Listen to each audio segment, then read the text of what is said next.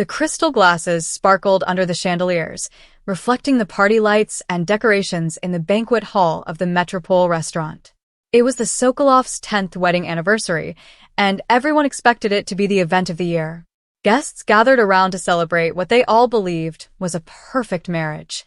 Marina sat in a champagne-colored dress. Her dark hair was styled neatly, and a quiet, mysterious smile played on her face.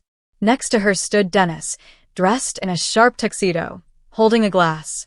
"Dear guests, thank you for being here with us tonight," he began, and the hall grew silent, expecting a sweet toast. Marina looked up at her husband. Something in her eyes made him pause for a moment. 10 years, that's a long time, he said. And I need to tell the truth.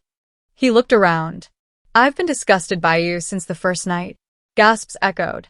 His mother-in-law's hand shook, spilling red wine on the white tablecloth like blood. Some people gasped. Others gave nervous laughs, thinking it was a bad joke. Marina's best friend Katia, sitting at the next table, gripped her napkin so tightly her knuckles turned white. "Denis, what are you doing?" whispered his business partner Maxim, pulling on his sleeve. But Denis didn't stop. He stood tall, with a wild look in his eyes, clearly enjoying the drama. "Yes, that's right," he continued. "For 10 years I've put up with this boring woman, pretending to be a loving husband. But tonight, on our anniversary, I want to be honest. Marina, are you even?" He didn't finish. Marina calmly stood up, smoothed her dress, and to everyone's shock, smiled. Her face stayed calm as she raised her hand and nodded to the evening's host. "Turn it on," she said. The lights went out. On a big screen meant for showing wedding pictures, a video began to play. Denis froze at the table. His glass slipped from his hand and hit the floor with a loud, clear sound. In the silence, it sounded like a funeral bell. "What is this, Marina?" "What the hell?" he asked, his voice shaking, no longer confident. Golden letters appeared on the screen. 10 years of happiness, followed by soft music from their wedding dance. The first scenes showed a young Marina in a white dress and Denis in a suit, dancing together. Guests whispered, confused. "It's their wedding," someone in a raspberry-colored dress whispered. "They looked so happy," another guest said softly. But Marina stood still, arms crossed, her eyes glowing with something strange. Just a week earlier, Marina had come home early one evening. She'd had a headache all day and left work to rest at home. The house was quiet when Marina came home. Denis was at work, and their daughter Sophia was still at school. She went into the bedroom, took off her shoes, and was about to lie down when she noticed Denis's phone on the bedside table. "That's strange. He never forgets it," she thought, picking it up. The screen lit up with a new message. "Kitty, are you coming today? I bought that underwear you like. Kiss." Marina's heart dropped. She knew the phone password. It was their daughter's birthday. Denis had never changed it. With shaking hands, she unlocked the phone and opened the messages. What she saw made her sit down on the bed. There were months of messages with someone named Alina. Photos too, clear proof of an affair. And worst of all, they were talking about their future. A future without her. Without Sophia. The next day, Marina sat at a cafe, eyes red from crying. "Marina, why are you crying?" her friend Katia asked, worried. Marina looked up, tears on her face. "Katyusha, he has someone else. It's been at least 6 months. Maybe more." Katia gasped and grabbed her hand. "No way." "Denis? But your anniversary is next week." Marina gave a bitter smile. "Yeah. 10 years. I've been a fool for 10 years. You know what's the worst part? They're planning for him to divorce me right after the anniversary. Apparently, it's better for splitting the property." Katia's face turned angry. "What a bastard. Marina, you can't let him get away with this." Marina sat up straighter, a strange light in her eyes. "No, Katyusha. I won't scream. I won't make a scene. I have a better plan. Do you remember Volodya Kramskoy? My old friend? He's a private detective now. I already called him." Katia raised her eyebrows. "What are you going to do?" Marina gave a quiet, mysterious smile. "I'll give him an anniversary he'll never forget. And neither will anyone else. Vladimir Kromskoy, a former detective now working privately, sat listening carefully to Marina while taking notes. So, you need proof of his cheating for court? He asked. Not just that. Marina leaned closer. I want everything. Where they meet, what they talk about, what they're planning. And I also want you to dig into his past, how we met, how he used to treat me. Anything you can find. Kromskoy tapped his pen on the table, thinking. This won't be cheap. Money's not a problem, Marina said firmly. I have personal savings Denis knows nothing about. The detective nodded. All right. Give me 3 days. But why dig into his past? That's not needed for divorce. Marina stood, smoothing her skirt. It's for something else. Just do your job. As she reached the door, she turned and added, one more thing. I want you at our anniversary party, as a guest. I'll introduce you as a distant relative. Kromskoy raised an eyebrow, surprised, but agreed. In the days that followed, Marina played the role of a perfect, loving wife like an award-winning actress. Denis, sweetheart, I booked the Metropol for our anniversary, she said sweetly during dinner. At least 50 people will be there. I want everyone to see how happy we are. Denis nodded without looking up from his phone. Yes, whatever you say.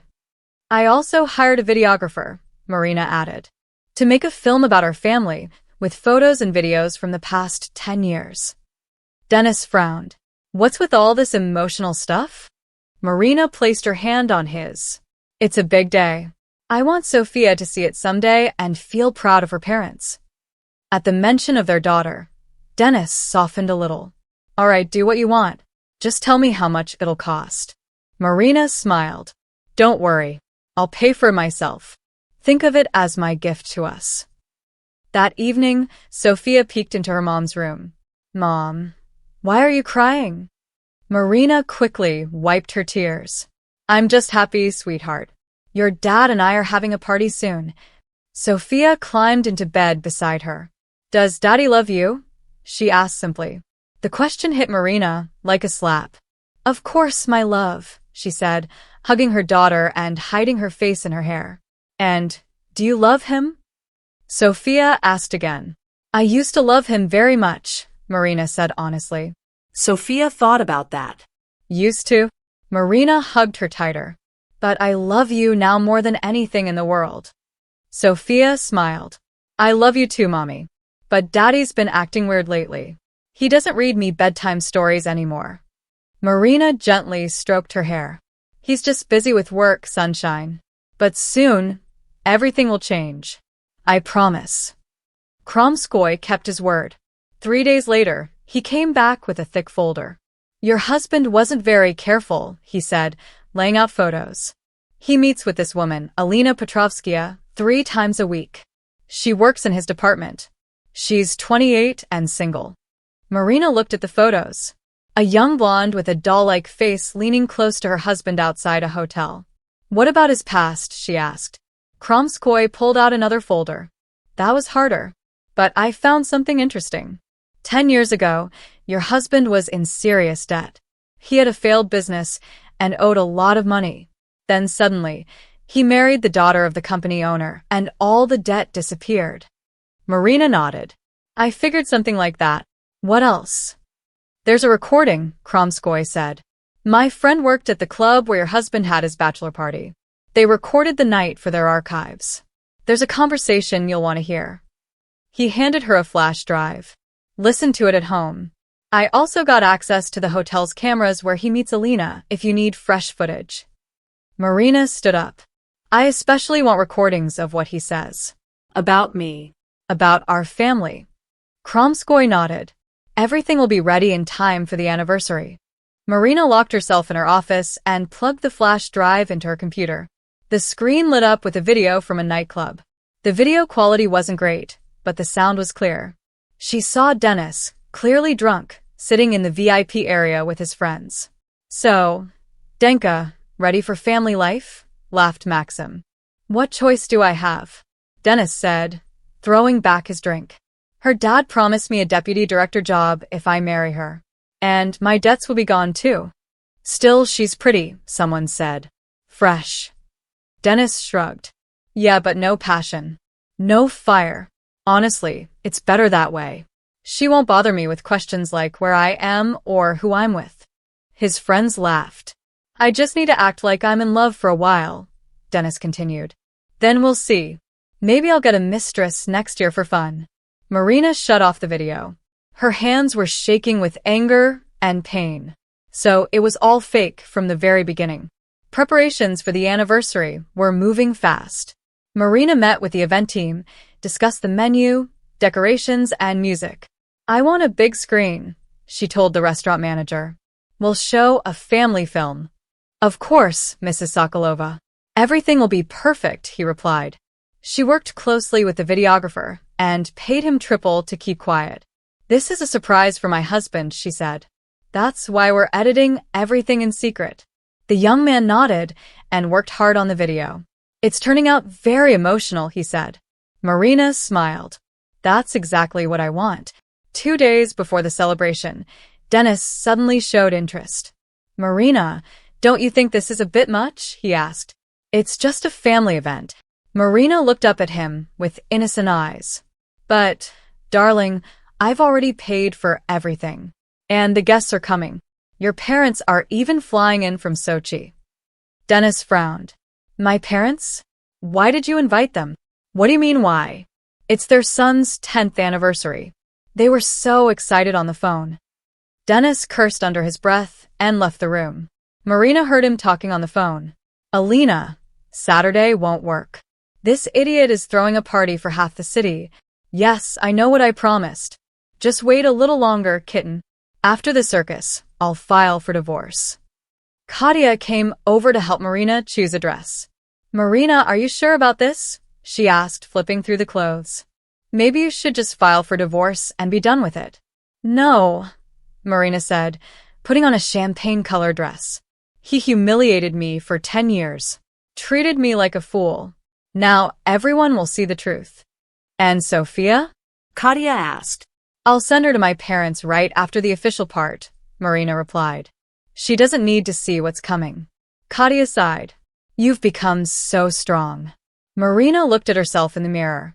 You know, Katya, I used to think love meant forgiving everything, being patient, always hoping. But now I see love also means respecting yourself first. The morning of the anniversary was unusually sunny for October. Marina woke up early. Denis was still asleep, lying all over the bed. She looked at him, trying to feel something, even a little regret. But she felt nothing. Only emptiness. Happy anniversary, darling, she whispered. Marina left the bedroom and found Sophia in the kitchen, already dressed in a pretty outfit. Mommy, I'm so nervous. Today is such a big day, Sophia said. Marina hugged her. Yes, sweetheart. It's a very important day. After lunch, you'll go to Grandma and Grandpa's house, okay? Sophia pouted. But I want to see your movie. You'll watch it when you're older, Marina said gently, kissing her forehead. Some things aren't for children to see. At the beauty salon, Marina was welcomed like a queen. Mrs. Sokolova, you look stunning today, the stylist said while working on her hair. Your husband won't be able to take his eyes off you.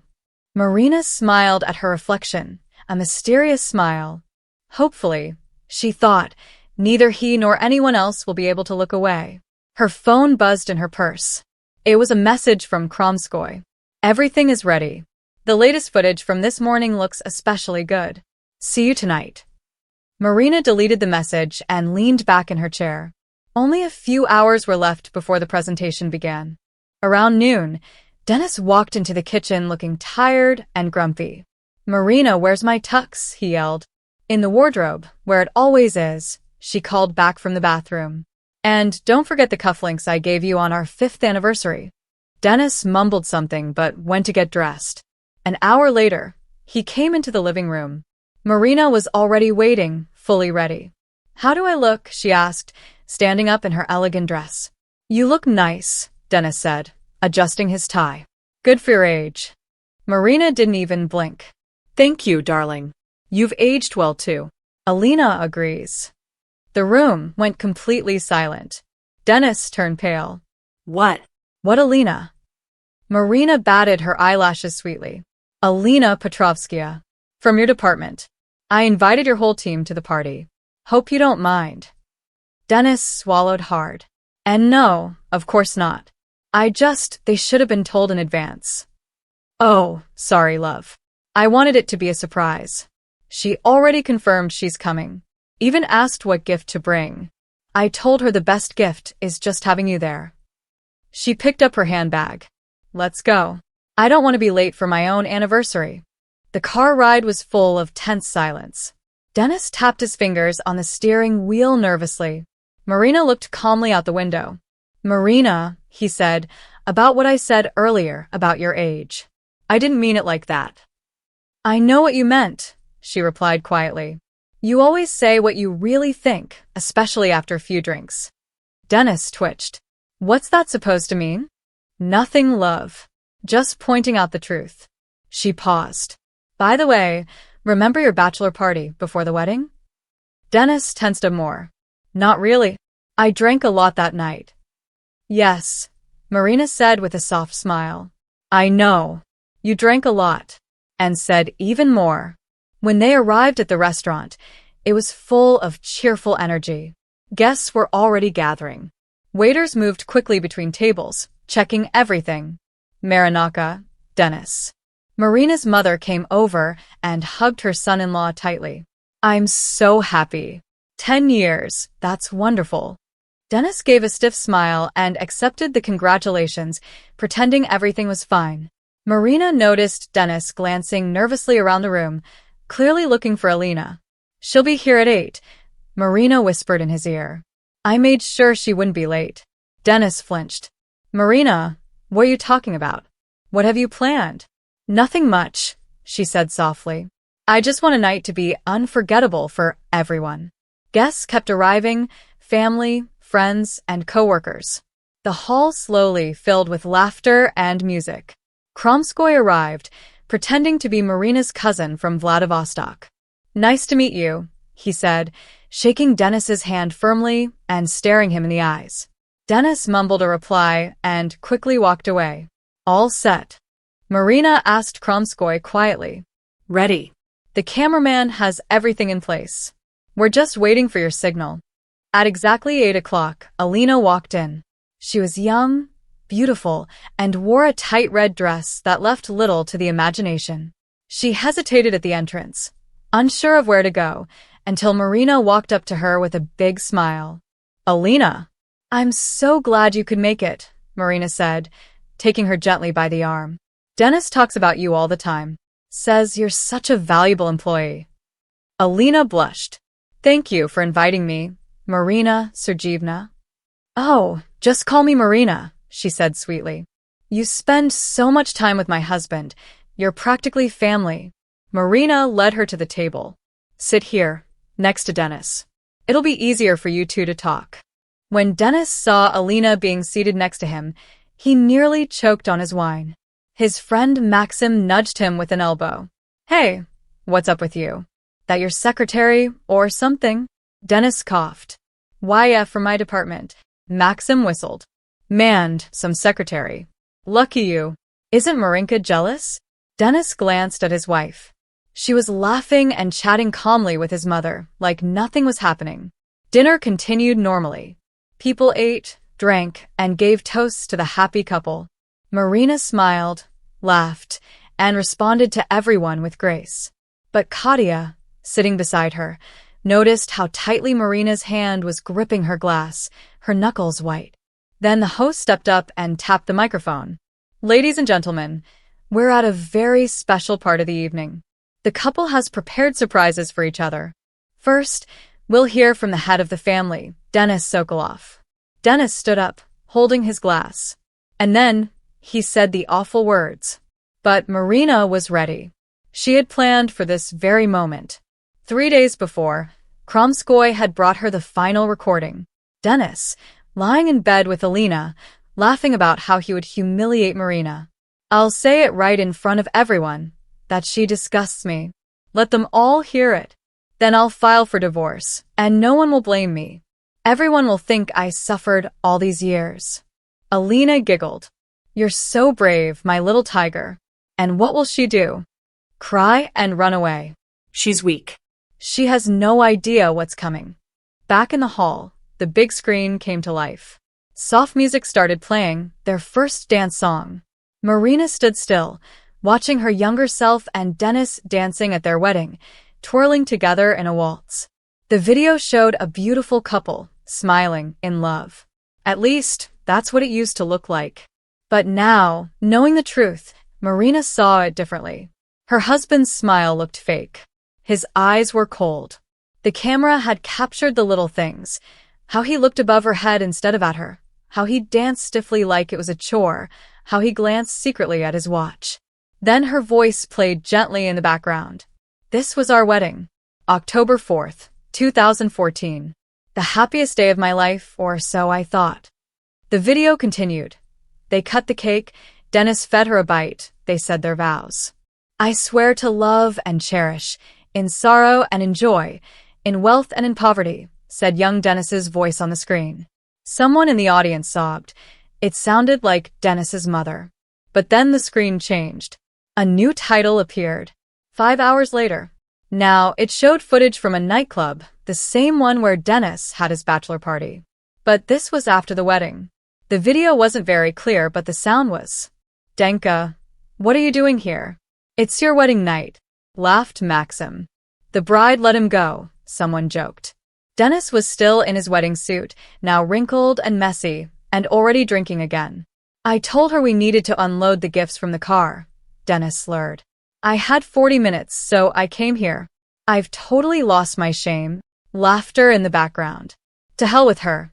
Denis waved his hand. You know how hard it was pretending to be in love all day. My face hurts from fake smiling. But who cares? Her dad already made me deputy. I start Monday in the new office. The restaurant hall fell dead silent. Guests stopped eating. Glasses froze halfway to their lips. Denis's mother turned white. Marina's father clenched his fists. The video kept playing. But she seems nice, someone's voice said. If you turn off the lights and imagine it's someone else. Denis laughed. The funniest part?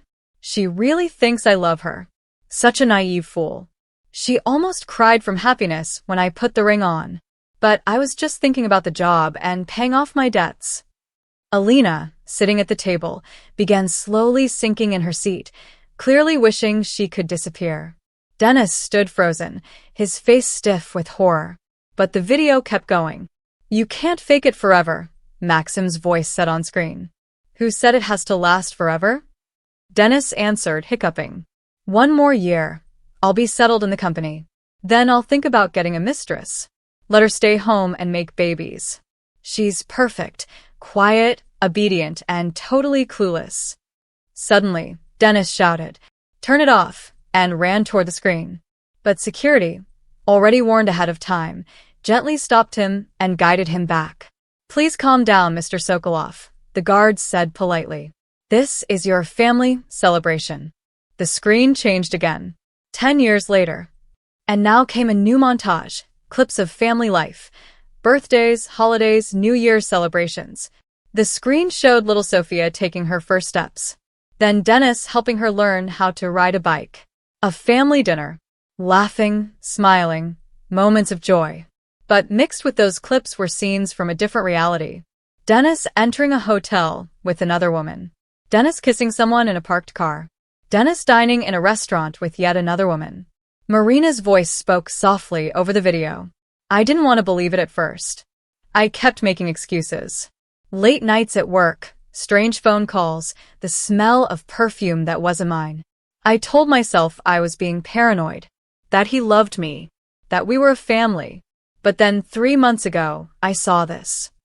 The screen showed a close-up of a phone screen. Messages. Clearly visible to all. Alinka, kitten, I miss you. That chicken is nagging me again. My poor baby, come quick. I know how to make you feel better. Told her it was a meeting. She's dumb. Believes everything. Marina's mother covered her face in shame. Her father stood up, fists clenched, but his wife grabbed his sleeve to stop him. The whole room was buzzing. Some guests were shocked. Some looked at Marina with sympathy. Others whispered and watched the drama unfold. Then came more clips from a hotel room. Marina had made sure it wasn't graphic, but it said enough. Denis and Alina lying on the bed, talking. "When are you finally getting a divorce?" Alina whined. "After 10 years of marriage," Denis replied. "My lawyer said it's better for court. That way I can get half of everything. The apartment, the house, the bank accounts. Her father's dead now, so I'll get part of the company too. And our daughter? Shared custody. I'll just see her on weekends." I don't need more than that. At the mention of Sophia, Marina clenched her fists. Thank God she's with her grandparents, she thought. A child should never see her father fall apart like this.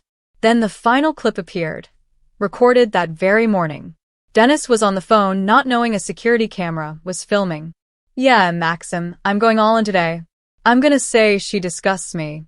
In front of everyone. Let the truth come out. I don't care what people say. I've been pretending for 10 years. I'm done. After this, I'll file for divorce. Honestly, I feel relieved. I'll finally be free." The screen went black. Silence. Only Denis's heavy breathing and a few quiet sobs in the room. Marina turned slowly to face her husband. Their eyes met, and in her gaze, Denis didn't see tears. He didn't see sadness. He saw something much colder, pure contempt and a quiet victory. "You knew all this?" he croaked. "You knew everything?" Marina tilted her head slightly. "Not always. Just for the last 3 months. But that was enough. You were disgusting to me from the very first night, but I loved you too much to admit it." The screen flickered again, ready to play more. But Marina stepped forward and took the microphone from the stunned host. Her voice was calm, steady, not what anyone expected from someone just publicly humiliated. "Dear guests," she began, "I apologize for this uncomfortable situation. But since my husband decided to be honest tonight, I think it's only fair that I share the full story of our anniversary. How we met, how he courted me, and what really happened on our wedding night." She paused and looked around the room. "Tell me, Denis, do you remember that night? Or did the alcohol erase all your memories?" Denis flinched like she had slapped him. "Marina, stop this circus right now." Denis snapped. "Oh no, darling," Marina smiled calmly. "The show is just getting started. You wanted honesty, didn't you? So, let's be honest." The screen behind them lit up again. Footage from a company party appeared. It was from 10 years ago. The company was Stroinvest, owned by Marina's father. They were celebrating a successful year. Young Marina stood near the snack table, dressed simply in a black dress, chatting with her co-workers. "This is how we met," Marina explained to the guests. "I had just come back from London after finishing my MBA. My dad wanted me to start at the bottom in his company. So, I began as a junior manager in the development department." Then Denis appeared on the screen, younger, ambitious, wearing a cheap but neatly ironed suit. The camera caught the moment he spotted Marina. He leaned over and whispered to the colleague beside him. You could read the word on his lips. "Daughter." "Watch carefully," Marina said, pointing at the screen. "This is the exact second he finds out who I am. See how his face changes? That's not love at first sight. That's calculation." Zoomed in, it was clear. Denis's eyes didn't light up with romance. They lit up with greed. He straightened his tie, lifted his shoulders, and confidently walked over to Marina with a glass of champagne. "Sorry, we haven't met," Denis said on the video. "Denis Sokolov, sales department." "Marina," she replied simply. "Just Marina." He smiled. "For a beautiful girl like you, that sounds too modest." "Marina Vorontsova," she added. The camera caught Denis giving a small nod to himself. He had confirmed the information. Marina turned to her parents, who sat nearby. "Dad, Mom, I'm sorry you have to see this," she said. Her mother was crying quietly. Her father clenched his jaw so tight that his face trembled. "But you deserve to know the truth. Everyone here does." She gave a small nod to the cameraman. The video continued. A new set of clips appeared. Moments of romance. Denis bringing flowers to the office. Dinner dates. Surprise gifts. He was very persistent, Marina told the room. Every day, flowers, compliments, presents. I was young. I thought it was love. Then the video changed again. Now it was a hidden camera inside a bar. The night after one of Denis's dates with Marina. The video was blurry, but the audio was clear. So, Casanova, how's the mission going? The bartender asked, pouring a drink. Good, Denis said, downing the shot. She's falling for it. But man, I had to read poetry for 2 hours yesterday. I almost threw up. Worth it, huh? The bartender asked. Totally. Her dad owns half the construction market in the city. Once I marry her, goodbye poverty. She decent. Too decent. Wants to wait until the wedding. I'd rather spend time with Lenka from accounting. At least she knows what men need. There was a wave of gasps and shocked murmurs throughout the room. Some people looked away in embarrassment. Others stared at Denis with open disgust. There was a loud gasp. It sounded like Aunt Marina. What a scumbag. Quiet, Vera, her husband whispered. Let it finish. The video continued playing. It showed the engagement. A fancy restaurant, candlelight. Denis was down on one knee, holding out a ring. Marina, marry me. I can't live without you, he said. Young Marina, with tears in her eyes, nodded. She couldn't even speak from the emotion. Guests clapped. Waiters brought champagne. Marina's voice spoke softly over the video. I was so happy. I really believed he was my prince. That he loved me for me, not for my dad's money. Then came clips from their wedding preparations. Trying on dresses, food tasting, picking wedding rings. At the same time, there were audio clips of Denis talking on the phone. Yeah, Mom, everything's fine. No, she's not pregnant, if that's what you're thinking. I just fell in love. Of course, I'll sign the prenup, her dad insists. What? Yeah, I read it. There's a part about cheating, but that's nonsense. The main thing is, in 10 years, I get half. We'll make money. Don't worry. Mom, don't cry. Marina walked over to her table and hugged her crying mother. It's all over now, Mom. I got through it. How could you stay quiet? Her mother sobbed. Why didn't you tell us? Because I loved him, Marina said gently. I hoped he would change. I believed that one day he'd really love me. She stood up straight again and took the microphone. But let's get back to the story. Let's talk about our first night together. The one my husband said disgusted him. The screen showed the wedding again. A beautiful ceremony. Hundreds of guests. Flowers everywhere. Marina wore a gorgeous designer gown. Denis stood beside her in a tuxedo. They exchanged rings and vows. They kissed. Look at his face during the vows, Marina said. You could now see it clearly. Denis wasn't looking at Marina. He was looking just past her, eyes glazed. He repeated the priest's words like a robot. He kept glancing at his watch. Then came a close-up. When he thought no one was watching, he rolled his eyes in boredom. Maxim nudged him with an elbow, and Denis quickly forced a smile. Now for the part everyone's waiting for, Marina said. Our wedding night. Don't worry, I won't show anything inappropriate. Just the truth. The next clip was from a hotel security camera. 2 a.m. The hallway. Denis came out of the room, looked around, snuck to the elevator, and went downstairs. Then, footage from the hotel bar. Denis sat at the counter, ordered a double whiskey, and called someone. Hey, Max. Yeah, it's me. No, everything's fine. She's sleeping. How was it? Like getting a root canal. I shut my eyes and got through it. Come on, it wasn't that bad. She's so proper. Doesn't even know how to kiss. Feels like lying next to a tree. What does love have to do with it, Max? I already told you this is business. Pure business. Yeah, I'll come. Where are you? I'm heading to the casino. The video ended with Denis leaving the hotel and getting into a taxi. He came back in the morning, Marina explained to the stunned guests. Drunk. Smelling like cigarettes and someone else's perfume. He told me he went for some air. And I believed him. Like a fool, I believed him. The room was so quiet, you could hear wax dripping from the candles. Alina sat frozen, pale as the tablecloth. Denis's parents looked like they'd been hit with a brick. Denis stood gripping the back of his chair, face gray, sweating. "But that's not the end," Marina said, nodding to the cameraman. "Let's show what happened next." The next clip played, a recording from that same casino. Denis sat at a VIP table with friends and random women. The table was covered in bottles. Cigar smoke filled the air. "To the groom," someone shouted during the toast. "Let him not die of boredom." The crowd laughed. "Oh, come on," Denis said with a drunk smile.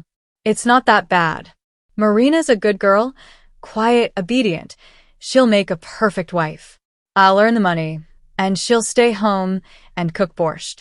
"And what about a mistress?" someone joked, winking at a blonde woman.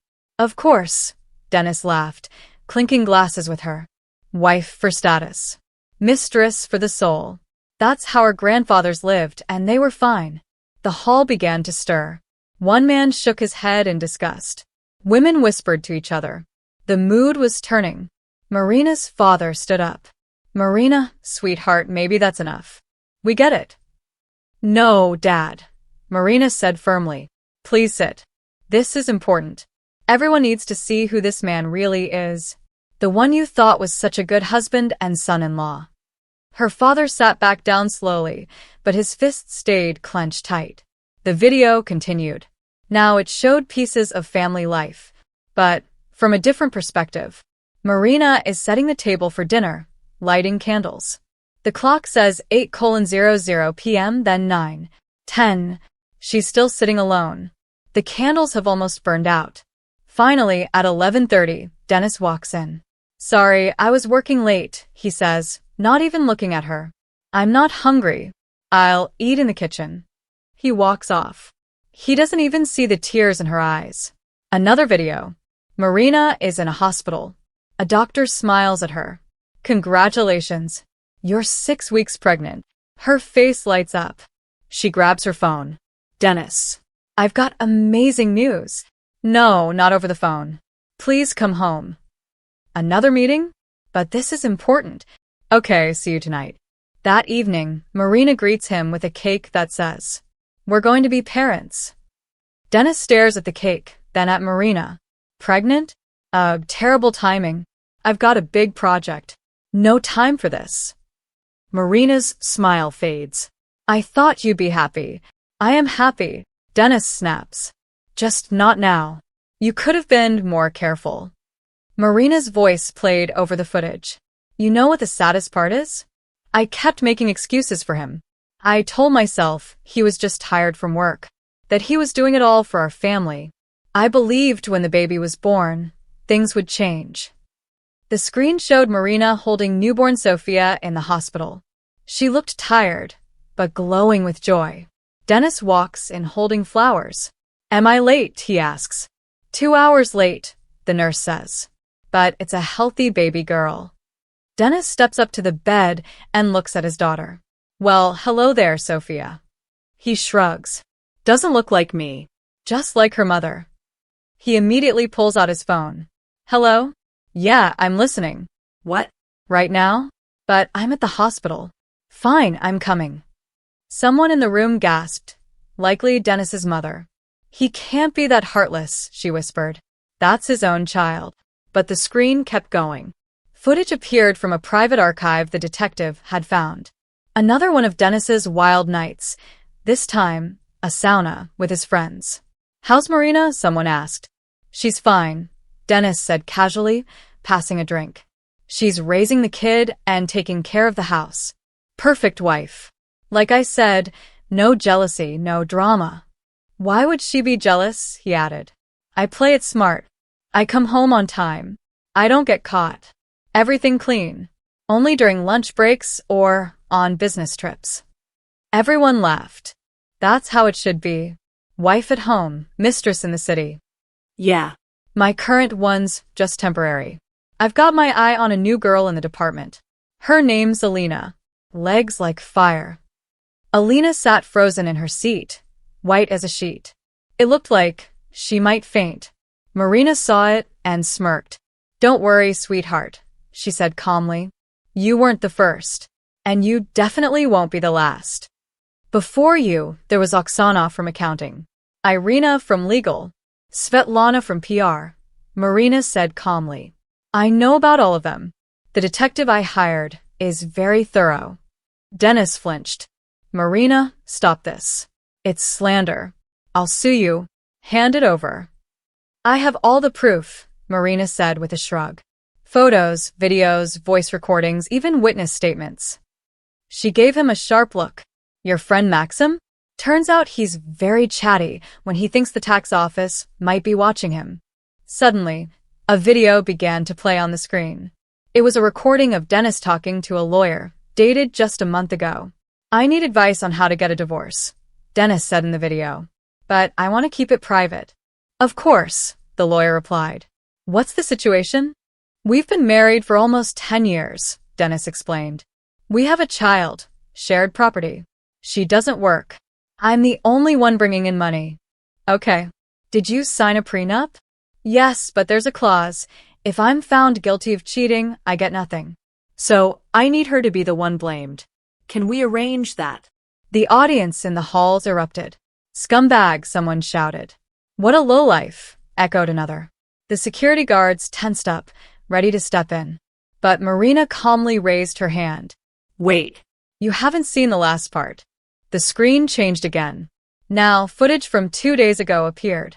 It was a hotel room. Denis and Alina were in bed. You know what I'll say at the anniversary?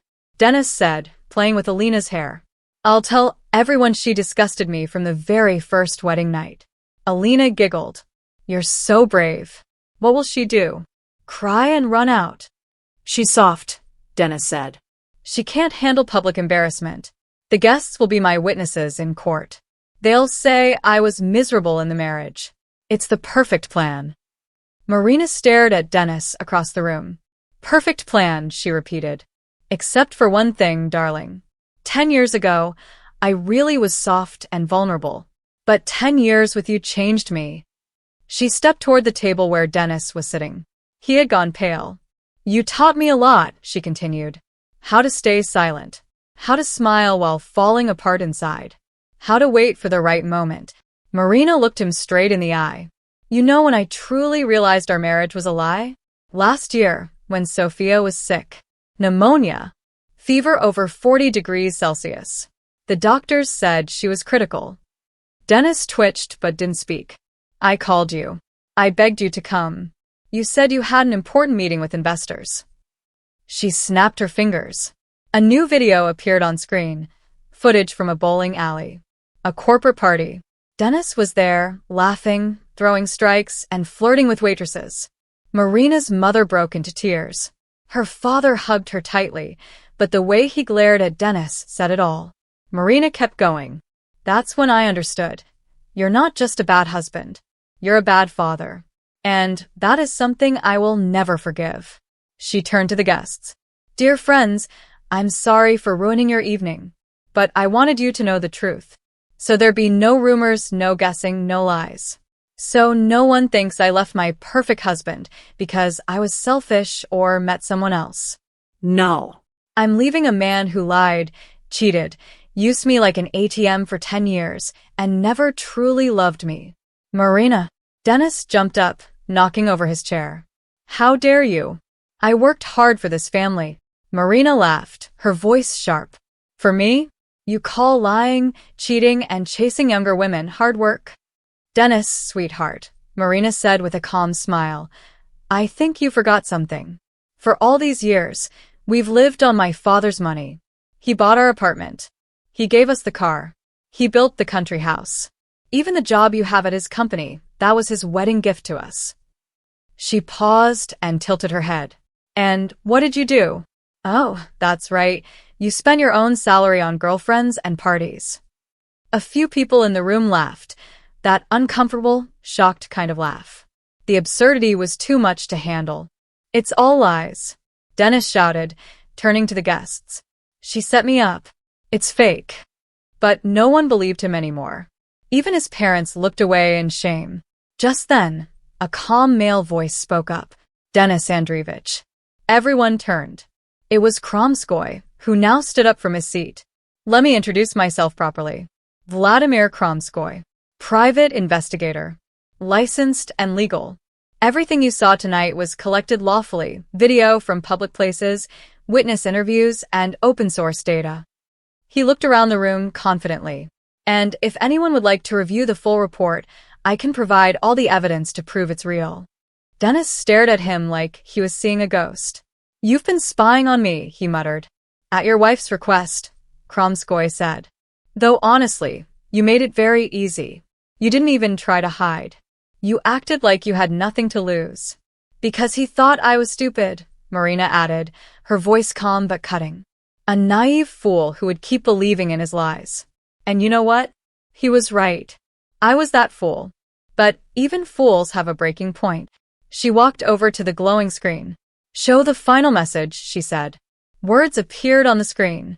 To every woman who has suffered in silence for years, hoping for happiness that never comes, you deserve better.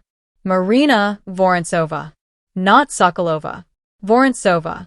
Denis's face twisted in confusion. What, you already, he began. No, Marina said. She pulled an envelope from her purse. Not yet. But here are the divorce papers. She nodded toward a serious-looking man sitting at a far table. My lawyer has already prepared everything. All that's left is your signature. I won't sign, Denis yelled. You won't get a single penny from me. Marina shrugged. I don't need your money. Everything's already mine, the apartment, the car, the accounts. Remember? You told me to put everything in my name to save on taxes. She stepped closer. So now, my dear, you're left with what you had 10 years ago. Debts and a rented apartment. Denis went pale. What debts? He asked, almost whispering. Marina's smile was sharp now. Oh, yes. While you were busy playing with Alina, I looked into your finances. Turns out you've taken out 5 million rubles in loans. For what? Jewelry? Casino nights? Doesn't matter.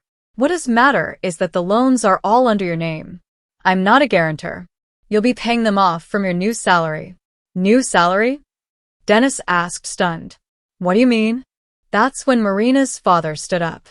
As of Monday, he said coldly, you're fired.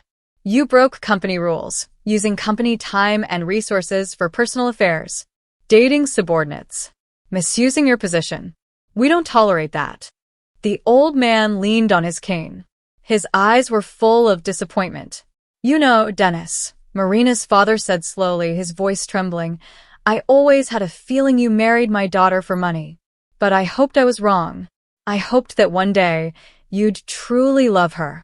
He paused, looking at his daughter. She's smart, kind, loyal. A wonderful person. But you didn't even notice. You're not a man, Denis. You're a parasite. And I'm glad my little girl is finally getting rid of you. This is a setup. Denis snapped like a wild animal trapped in a corner. You all planned this against me. He turned to his friend. Maxim. Tell them this isn't true. But Maxim couldn't meet his eyes. Sorry, Dan, he said softly. I saw everything. I heard everything. This is your own fault. You? A traitor too? No, Maxim said, shaking his head. You're the traitor. You betrayed your wife, your daughter, everyone who trusted you. He stood and turned to Marina. Marina Sergeyevna, I owe you an apology. I knew what Denis was doing and kept quiet. I thought it wasn't my business. But I was wrong. Thank you, Maxim, Marina replied. Better late than never. Alina, trying not to draw attention, quietly stood up and moved toward the door. But Marina called out. Alina, wait. The girl froze like a deer in headlights. Sit down. The show's not over yet. Just then, a new video appeared on the screen. It was filmed 2 days ago. Denis again, in the same hotel room, but with another woman. What about Alina? The new woman asked. Denis laughed. Alina? I'm already sick of her. That whiny little chicken is always nagging. When will you divorce? When will we get married? He rolled his eyes. I'll use her for now. Maybe I'll hire you as my next secretary. The camera caught him, hugging the new woman. Alina let out a broken sob and ran out of the room, her mascara smearing down her cheeks. One less problem, Marina said coldly. Though, honestly, I feel a little sorry for her. She really thought he would marry her. Denis stood in the middle of the hall, completely lost. All his lies, all his plans, shattered in one night. Marina, he begged, let's talk. Just the two of us. For Sophia's sake. Her voice went cold. Don't you dare use our daughter to protect yourself. You never came to a school event. Never helped with her homework. You don't even know the name of her best friend. Or her favorite color. What kind of father are you? She turned to the guests. Friends, I'm sorry for the scene tonight, she said, steady and clear. But I needed you to hear the truth with your own eyes and ears. So no one could ever say I lied or overreacted. She raised her glass. So let me make a toast. To a new life. To freedom from lies. To every woman knowing her worth and never letting anyone treat her like trash. To truth, even if it hurts. The guests slowly raised their glasses too, still in shock, still speechless, but finally understanding everything. Wait. Marina lowered her glass. I'm not finished yet.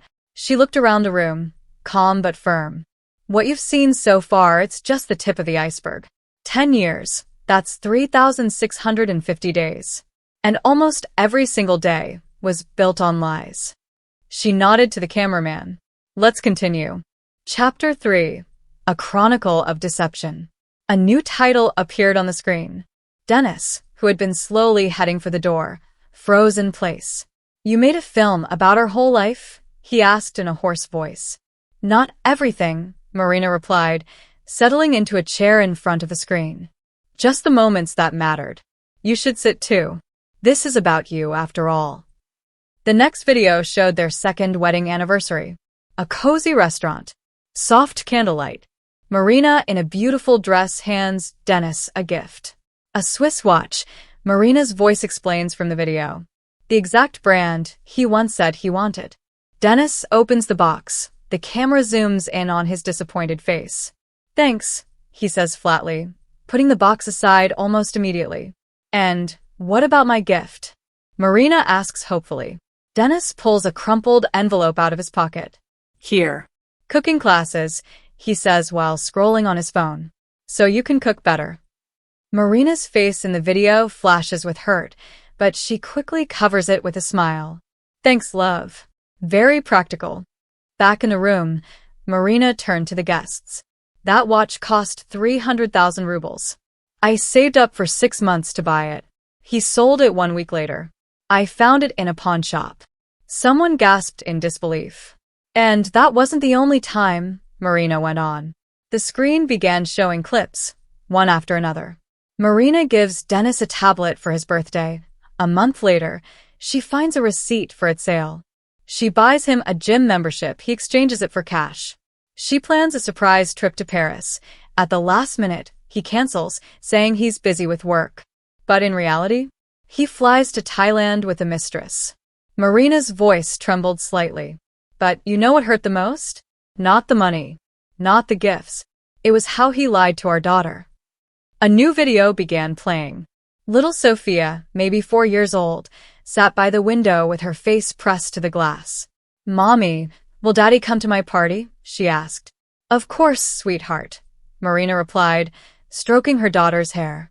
He promised. Next, the kindergarten stage. Sophia stood in a snowflake costume, peeking nervously from behind the curtain, searching the audience. Marina sat in the front row with a camera. The seat next to her was empty.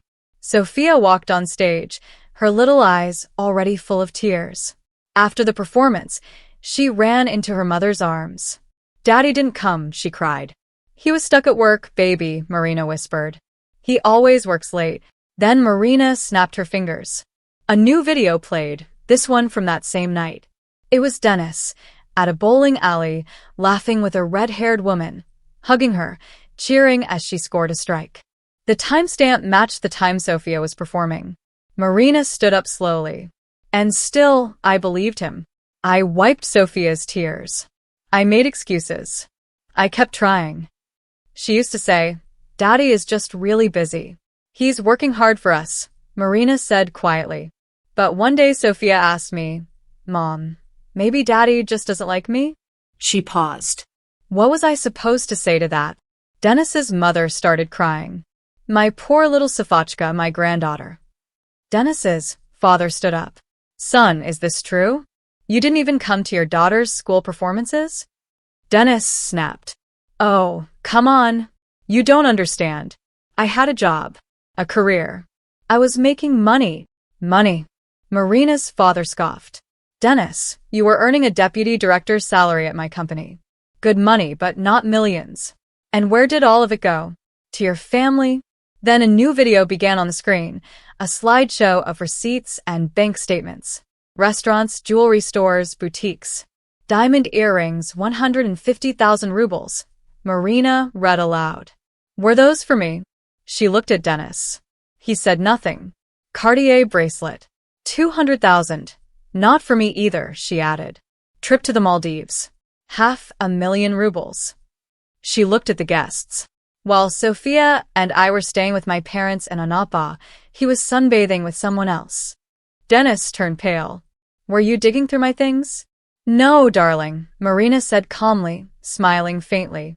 I didn't dig. I just asked our accountants to check the company credit card statements. Most of those purchases were marked as business expenses. Very clever. You used the company to buy gifts for your mistresses.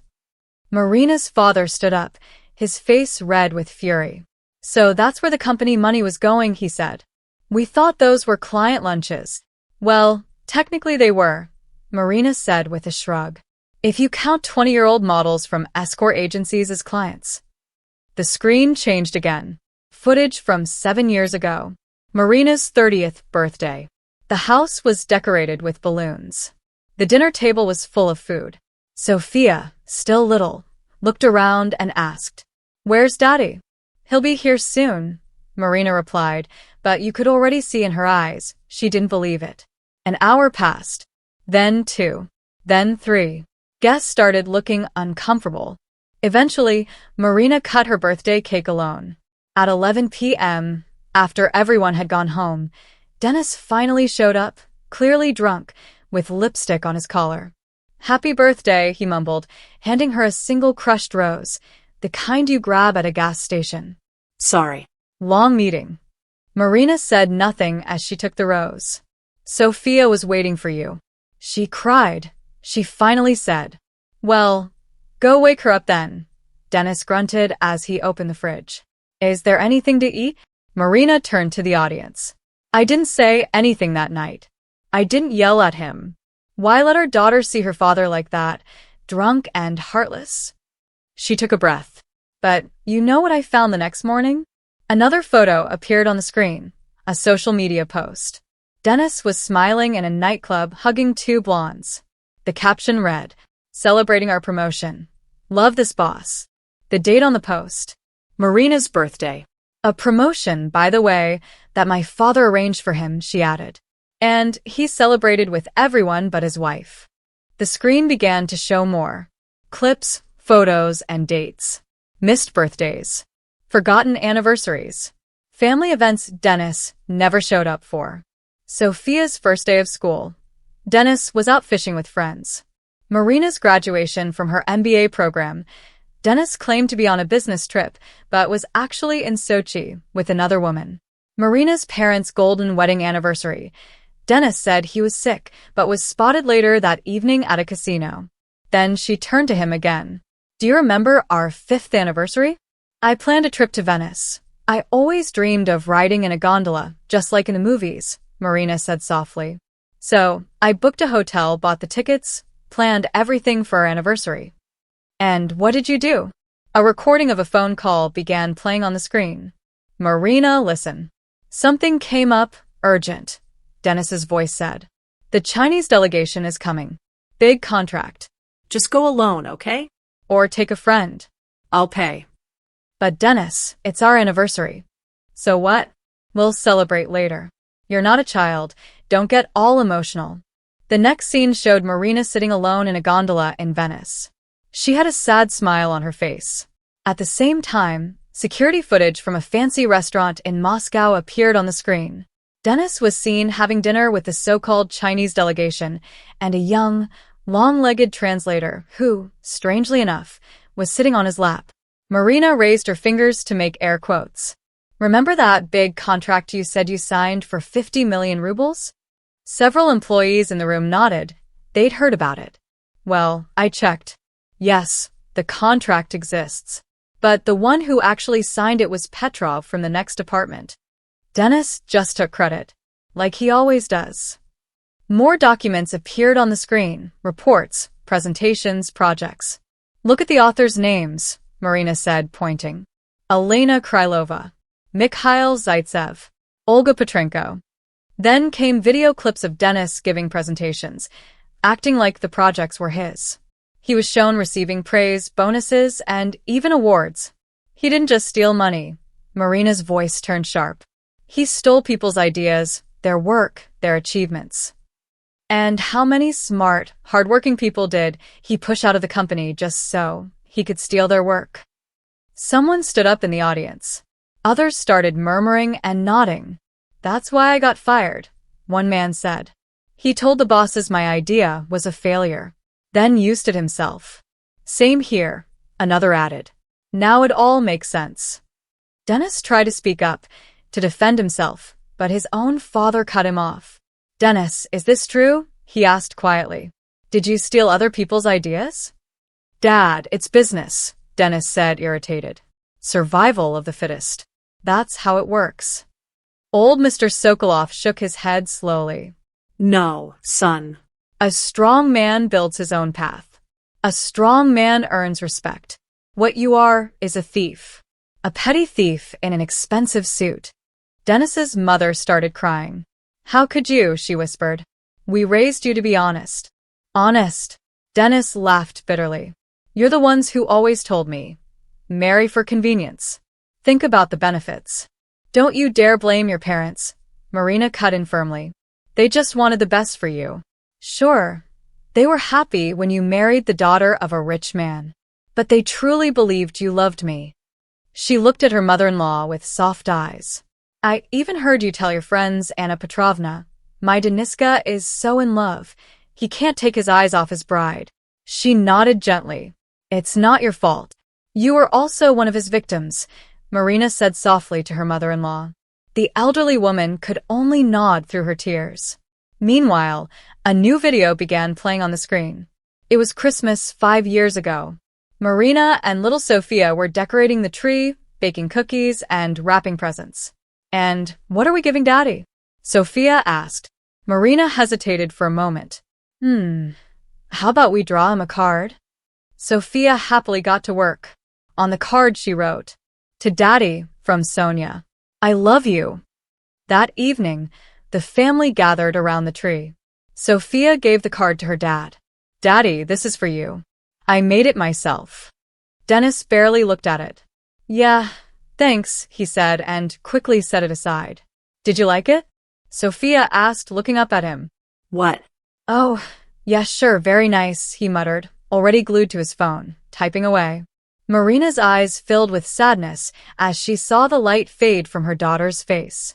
Then, someone from the audience spoke up quietly. He still has that card in the office trash can. I saw it last week when I dropped off a report. There was a sudden soft sob from the back. Sophia, who had been hiding behind a pillar in the hall, had heard everything and started crying. Marina rushed to her. Sweetheart, what are you doing here? I told you to stay with Grandma. I wanted to watch your movie, Sophia sniffled. Then she whispered, Mommy, does Daddy not love us? Marina hugged her tightly. This isn't your fault, baby. Sometimes grown-ups don't know how to love the right way. But I love you more than anything in the world. Denis tried to interrupt, pretending to stay cool. Are you turning our daughter against me now? Marina stood tall, still holding Sophia close. I spent 10 years making excuses for you, to her and to myself. I told her you were busy. I said you loved her, even when you didn't show up, didn't call, forgot her birthdays. You know what she wrote in a school essay about her family? She said, I have a mom and a dad. Mom is always there. Dad lives at work. I guess it's more fun there than at home. She's 9 years old, Denis. She already understands that you choose everything but your family. A new video appeared on screen, more recent than the others. It showed Denis in his office, on the phone. Yeah, babe, of course. See you soon, he said, laughing. Wife. Who cares about her? I'll be divorced soon, I swear. Daughter? Yeah, I'll pay child support. Whatever. At least I'll be free. The footage came from the office's security system. But the audio was clear, likely recorded using special equipment from the detective. You know what's funny? Denis said on the video. She still thinks I'm working late. 10 years have gone by, and she's still the same dumb fool. Marina looked around the room and repeated his words quietly. Dumb fool. He's right. I really was a fool. I believed love could change a person. That if I was a good wife, a caring mother, he would finally love me back. She gently ran her hand over Sophia's head. Go to Grandma and Grandpa, sweetheart. The movie is almost done. Sophia walked toward Marina's parents, and her grandmother immediately wrapped her in a hug. Marina turned back to the crowd. So yes, I was a fool. Just not the kind Denis thought. I was a fool, Marina said, her voice steady. A fool for staying quiet, for letting you walk all over me. The screen showed another old video, about 3 years ago. It was the company's New Year's party. Denis, clearly drunk, stood in a group of coworkers. You know how I tamed mine, he bragged. Flowers, chocolates, sweet talk, that's all women need. Then one day you put a ring on her finger. Done. Free, made for life. Some men laughed. One shook his head. Come on, drink up. Denis said, pouring himself more. We all do it. Most just won't admit it. Wife at home, mistress for fun. That's the classic way. What if your wife finds out? Someone asked. Marina? Denis smirked. She's quiet. Knows her place. Home, kid, soup on the table. She's the perfect wife. The screen went black. Then Marina smiled, but there was no humor in it. Do you know what that perfect wife was doing while her husband partied? She asked. I studied. I got an MBA. I took courses in finance, psychology, even law.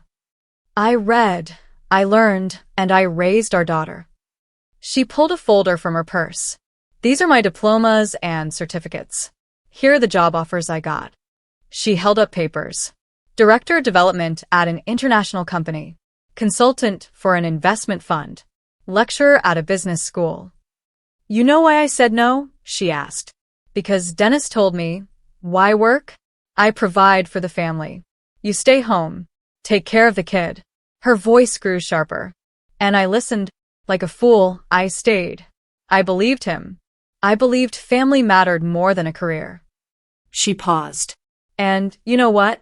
Family does matter more. But we weren't a family. It was a one-man show, and I played the role of the perfect wife. Denis just lived his own life. To him, Sophia and I were just background noise. Then the final scenes of that chapter played on the screen. Clips from over the years. Marina making dinner. Denis not showing up. Marina staring out the window. Denis calling. Working late again. Marina comforting crying Sophia. Marina alone at school meetings, doctor visits, holiday shows. 10 years of loneliness together, Marina said. And the saddest part? I got used to it. I stopped hoping. Stopped waiting. Then 3 months ago, I found the messages. And I didn't feel pain, I felt relief. Finally, I had a reason to leave. A solid, undeniable reason. You could have just asked for a divorce, Denis shouted. I could have, Marina replied. But then you'd twist it. You'd say I was crazy, making up affairs. You'd call me unstable, and maybe even win custody of Sophia. I know you talk to lawyers. I know about your plan to make me look like an unfit mother. Denis turned pale. How do you know that? Marina nodded toward Kromskoy, the detective. It helps to have friends in law firms. They share a lot in law offices, Marina said, her voice calm. Very interesting things. She stood tall, shoulders back. So yes, my dear, she continued. This circus, as you called it, was necessary. I wanted everyone to see the truth with their own eyes, so you wouldn't get the chance to twist it later. So that Sophia, when she grows up, will know that her mother wasn't crazy and didn't leave her father just because she felt like it. Her mother just got tired of living a lie. She walked toward the screen. One last chapter. It's short, but it's the most important, about what happens next. Words appeared on the screen. Point of no return. Marina turned back to the guests. Thank you for staying until the end. I know this evening was painful, but sometimes the truth matters more than comfort. Sometimes you have to clean the wound before healing can begin. She looked at Denis, who was still gripping the back of his chair. And you know what, Denis? I don't wish you harm. Honestly. I hope one day you meet a woman who loves you as much as I once did, and that you break her heart just like you broke mine. Only then will you understand what you've lost. The screen lit up again, showing a legal document zoomed in so everyone could read it. This, Marina said, is the marriage contract, dated 10 years ago. Remember this, Denis? She asked, still facing the screen. You didn't even want to sign it. You threw a fit, said it meant I didn't trust you. Said people in love don't need contracts. Denis stayed silent, but his face showed he remembered. My father insisted, she said. He told you it was just a formality, and you signed it without even reading it. She turned and looked at him directly. Big mistake, darling. You should always read what you sign. The camera slowly panned over the contract. Key parts were highlighted. Clause 7. Marina read aloud. If either spouse is proven to have cheated, physically or emotionally, they lose all rights to shared property. The screen showed a list of things that count as cheating, not just affairs, but emotional betrayals too. Clause 8, she continued. In case of divorce due to infidelity, the guilty party must pay 50% of all income in child support until the child turns 18. Denis made a choked noise, somewhere between a cough and a groan. Clause 9, Marina added. All gifts over 50,000 rubles given to third parties during the marriage must be returned to the family budget. Someone in the crowd whistled, probably realizing how much that would add up. But that's not all, Marina said with a small smile. Check the appendix. A new list appeared on the screen. These are the assets that stay with each person after the divorce. It showed the apartment in Marina's name, her parents' vacation home, all the bank accounts, also in her name. And what's left for you, Denis? She asked, glancing back at him. Let's see. Oh yes. Your 10% share in that promising startup you mentioned. Do you remember your first business? Marina asked. The one that went bankrupt? Denis flinched. There was nothing left but debt. Exactly, Marina nodded. 300,000 rubles in debt, to be exact. You never paid it, my father did. But the company still legally owes that debt. And now it's yours again, with all the responsibilities. You can't do that, Denis shouted. That's fraud. No, darling, Marina said calmly. It's the law. You signed the contract yourself. It was notarized, perfectly legal. She nodded toward a man sitting at the far end of the table. Let me introduce you. Igor Valentinovich Krestovsky, my lawyer. One of the best family lawyers in Moscow. The well-dressed man stood up, nodded politely, and said, I can confirm, the contract is flawless. No loopholes. Then the screen behind them changed again, this time showing bank statements. Now for the really interesting part, Marina continued. Where did all the money from our shared accounts go? The ones you've been draining for months. The numbers flashed across the screen. Tens of thousands, hundreds of thousands of rubles sent to offshore accounts. Offshore accounts, Denis? Really? Did you think I wouldn't find out? She shook her head. Igor Valentinovich, would you please explain what happens if someone hides money during a divorce? The lawyer cleared his throat.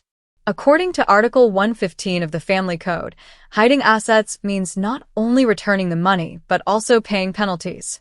And in some cases, it could lead to criminal charges for fraud. Denis looked like he had seen a ghost. But I'm being kind, Marina said, taking out a folder. These are the divorce papers. Sign them now, in front of everyone, and I'll forget about the offshore accounts. If you don't sign, I'll be at the prosecutor's office first thing tomorrow morning. She placed the documents in front of him. Your choice. You have 5 minutes. Marina, please. Denis tried to reach for her hand. Let's talk. We can fix this. For Sophia. Marina stepped back. Don't you dare use our daughter as an excuse, she said, her voice cold. Where were you when she was sick? When she cried at night? When she asked me why her dad doesn't love us? Her voice rose. Where were you, Denis? Denis slumped into his chair, suddenly looking much older. I was wrong, he whispered. I admit it. But give me one more chance. Marina let out a bitter laugh. A chance? I gave you 10 years of chances. Every day was a chance. Every time I said I love you, that was a chance. Every cold dinner I waited to eat with you, that was a chance. She leaned in close. Do you know how many times I wanted to leave? How many times I packed my bags, but stayed? For the family. For our daughter. For a little bit of hope that maybe you would change. The screen changed again. Now it showed Marina in a therapist's office. This was 2 years ago, she explained. I started seeing a therapist. I thought the problem was me. That I wasn't a good enough wife. A video played. The therapist's voice asked, Marina, tell me about your relationship with your husband. I think I'm doing something wrong, Marina said in the recording. He's always late, always annoyed. Maybe I'm not interesting enough. And what does your husband say? The therapist asked. That everything's fine. That he's just tired. That I make up problems. And do you believe him? I want to. We have a family. A daughter. Do you know what the psychologist told me after a few sessions? Marina looked out at the guests. That I was in an abusive relationship. That gaslighting, making someone doubt their own thoughts, is a type of emotional abuse. And cheating over and over is also abuse. She turned to Denis. You spent 10 years making me think I was crazy. That I was imagining things. That I was paranoid. But what were you doing all that time? A new screen appeared behind her. It showed numbers. Year 1 of marriage, 3 confirmed affairs. Year 2, 5. By year 10, 10 women in just that year. Total, 54 women in 10 years. Denis, Marina said quietly, that's more than 5 women a year. Almost 1 every 2 months. People in the audience gasped. Some shouted in disbelief. Denis's mother covered her face. Oh, God, what did we raise? His father clenched his jaw and looked away in shame. Do you know what's really sad? Marina went on. I actually feel sorry for all those women. Most of them didn't even know he was married. He told them he was single, divorced, a salesman, anything but a husband and a father. Then new videos played, clips of women with blurred faces, but clear voices. He told me he was getting divorced. He said his wife died during childbirth. He swore I was the love of his life. He promised to marry me once he finished some business. Alina, by the way, came back for a while, Marina added, glancing around the room. Too bad she's not here. I wanted to show her something. The next clip showed Denis in a jewelry store. This is for a very special woman, he told the clerk. I want to propose. She'll say yes, I'm sure, he smiled. Then he laughed. Just need to get divorced first. The clerk laughed too, not knowing the truth. Next scene, same store. Different girl. A young brunette, maybe 18. Try this one on, Denis says, holding the same ring. It looks perfect on you. She squealed with joy and hugged him. He bought the ring for Alina, Marina said, but gave it to someone else just 3 days later. That's his idea of love. She took a deep breath. You know what? I'm actually thankful to Alina. If I hadn't seen those texts, I would have kept living in a dream. I would have believed we were a real family. The original messages appeared on the screen again, the ones that started it all. Kitty, I miss you. Me too, baby. That chicken is nagging again. When will you get divorced? Soon. And your daughter? Who cares? The main thing is we'll be together. In the hall, Sophia, still there, let out a sob. Her grandfather tried to comfort her, but she broke away and ran toward her father. Dad, is it true? She cried. You don't care what happens to me? Denis flinched like someone had hit him. Sophia, sweetheart, no, it's not like that. Don't lie, she shouted, stomping her foot. I heard everything. You said, who cares? You meant me, didn't you? She started crying. Marina ran to her and wrapped her in a hug. Sure, baby, it's okay. Mom, why doesn't he love us? Sophia whispered. What did we do wrong? Marina held her close, gently stroking her hair. Nothing, honey. You did nothing wrong. Some people just don't know how to love. It's not our fault, Sophia. Denis tried to come closer, but the girl hid behind her mom. Don't come near me. You're bad. You're a liar, she shouted through tears. I don't want you to be my daddy anymore. Those words seemed to break something inside Denis. He sank into a chair, covering his face with his hands. The room went completely silent, except for the sound of Sophia quietly crying. Marina pointed again at the papers. Here are the documents. Sign them. Sophia's tired. She needs to go home. Denis slowly looked up. His eyes were red. What about seeing my daughter? He asked. Marina's lawyer answered calmly. The court will decide. Given everything and the child's feelings, most likely your visits will be limited and supervised. Supervised? Denis echoed. Yes, said Krastovsky. You repeatedly ignored your responsibilities as a father. You caused emotional harm. The court will focus on what's best for the child. Denis picked up the pen, his hand shaking. Marina, please. Just once more. Let's start again. Marina shook her head. Denis, we're both over 35. There's no time to start over. Just sign. He bent over and began signing the documents. As he did, the screen behind them lit up one last time. Footage showed Marina and Sophia at a playground, laughing on the swings. Then Marina at her laptop, focused on work. Marina at a job interview, confident and calm. Then Marina getting a job offer, hugging Sophia happily. These were the last 3 months, Marina said softly. While preparing for today, I also started building a new life. I got a job. I'll be the director of development at an international company. Sophia's enrolled in a good school near a new home. Denis flinched. New home? Where? That's not your concern, Marina replied. But it's close enough for Sophia to see her grandparents.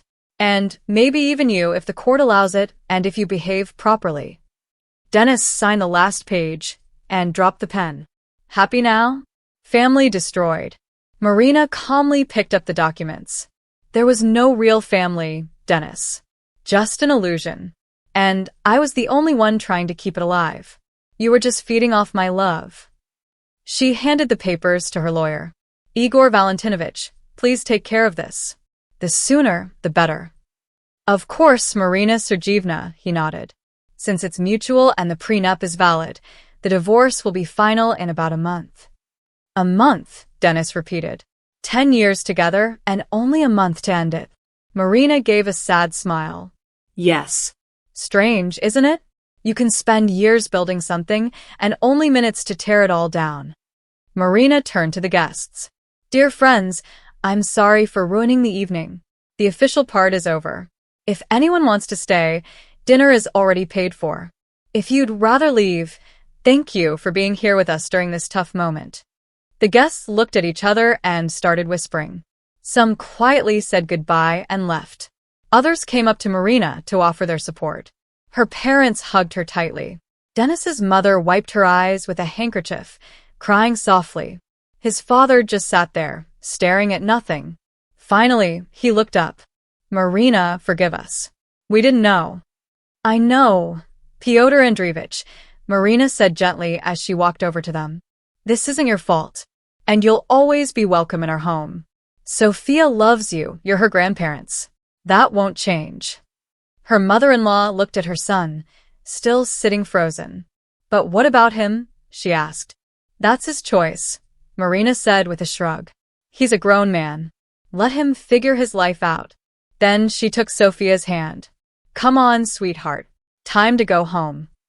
Mom, are we going to live just the two of us now? Sophia asked. Yes, baby, Marina said with a smile. But that's not a bad thing. We'll be okay, right?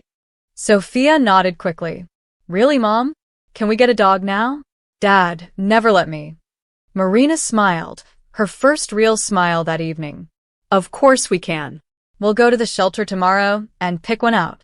As they headed for the exit, a familiar voice called out, Marina Sergeyevna, let me walk you to your car. It was Kromskoy, standing by the door, holding her coat. It's late, he said. You never know. Marina raised an eyebrow in surprise but nodded. Thank you, Vladimir. That's very kind. He helped her put on her coat. His hands lingered gently on her shoulders. You were incredible tonight, he said softly. Not every woman has that kind of strength. Marina blushed slightly. I just did what I had to, what I should have done a long time ago. That's exactly what real strength looks like, he said, holding the door open for her. Is Uncle Volodya coming with us? Sophia asked, eyeing the detective curiously. He's just walking us to the car, sweetheart, Marina explained. He's a friend. A good friend. But Sophia wasn't done. Kromskoy crouched down to her level. I try to be a good friend, Sophia. Your mom deserves only good friends. The girl studied him. Do you know how to play chess? Dad didn't. I do, he smiled. And I'd be happy to teach you if your mom says it's okay. Sophia turned to Marina. Mom, can I? Marina looked between her daughter and the detective. We'll see, sunshine. Let's settle into the new place first. They stepped outside, and their car was already waiting. Kromskoy helped Sophia climb into the back seat, then turned to Marina. If you ever need anything at all, you have my number. Thank you, Vladimir, Marina said, offering her hand. For everything. I couldn't have done this without you. He shook her hand gently and held on just a little longer than he had to. You did it, Marina, Vladimir said. You're stronger than you think. I'm just glad I could help. He helped her into the car. Good luck with the new job. They've got a real gem. Marina looked shy. You're exaggerating. Not at all, he smiled. Take care of yourself and Sophia. See you, Marina said softly.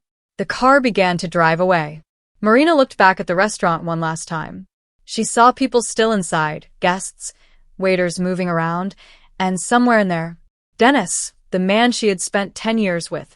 Strangely, she didn't feel sad, only free. Mom, are you crying? Sophia asked, noticing her tears. No, sweetheart. Marina wiped her face. These are happy tears. We're free now. And being free is a good thing. A really good thing. She hugged Sophia tight.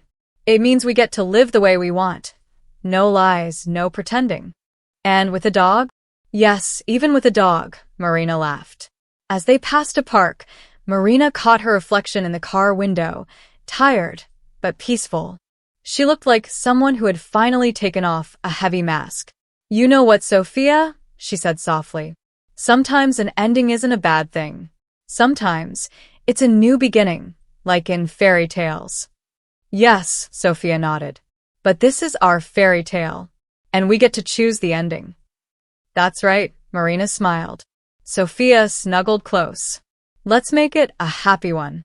We will, Marina promised, staring out at the night city. We definitely will. Epilogue 3 months later. It was a sunny Saturday morning. Marina sat on the terrace of their new home, drinking coffee and working on her laptop. Next to her lay a big, reddish dog, a mix of Labrador and who knows what, that Sophia had named Rizik. On her screen, emails, schedules, presentations. Her new job was demanding, but she loved it, and she was finally being paid well to do something she enjoyed. Mom, look. Sophia ran out excitedly. Rizik learned to give paw. She showed off the trick. Good job. Marina clapped. Both of you. Is Uncle Volodya coming today? Sophia asked. He promised to teach me chess. He'll be here after lunch, Marina said. But first, lessons. Deal? Deal. Sophia ran back into the house, Rizik following close behind. Marina's phone buzzed. A message from Katya. Did you see Denis yesterday? He looked awful. Marina replied. I'm fine. And him? Not my concern. Katia wrote back. He got fired again. And Alina left him. Marina shook her head and put the phone away. Denis was the past. She wasn't bringing that into her future. The doorbell rang. I'll get it, Sophia shouted. A moment later, Vladimir Kromskoy stepped onto the terrace, holding a chessboard and a small bouquet of wildflowers. Good morning, he said, a bit shy. These are for you and Sophia. He pulled a chocolate bar from his pocket. Can I? Thank you, Marina said warmly. Would you like some coffee? Gladly, he smiled. They sat together on the terrace while Sophia set up the chessboard inside. How's the new job? He asked. Hard, but good, Marina replied, sipping her coffee. For the first time in years, I feel like I'm where I'm supposed to be. You've always been in the right place, he said softly. You just had the wrong person beside you. Their eyes met. Marina felt something she hadn't in a long time, a flutter in her chest. Vladimir.I. He gently placed his hand over hers. It's okay. It's too soon. I understand. Just know, I'm not going anywhere and I'm in no rush. Uncle Volodya. Sophia called out from inside. The chess is ready. Coming, champ. Vladimir stood and turned to Marina. Will you join us? In a minute, she smiled. Just need to send a couple emails. She watched him walk back into the house, to the daughter who waited for him, and smiled again. Yes, it was too soon for a new relationship. Yes, she still needed to heal. But for the first time in years, she had hope. Not for a perfect man to come fix everything, but for herself. She was building her own life, with her daughter, her job, her friends, and maybe someday, with someone who truly saw her worth. She finished her coffee and stepped inside. A new life was waiting for her. Honest, real, her own. And it was beautiful.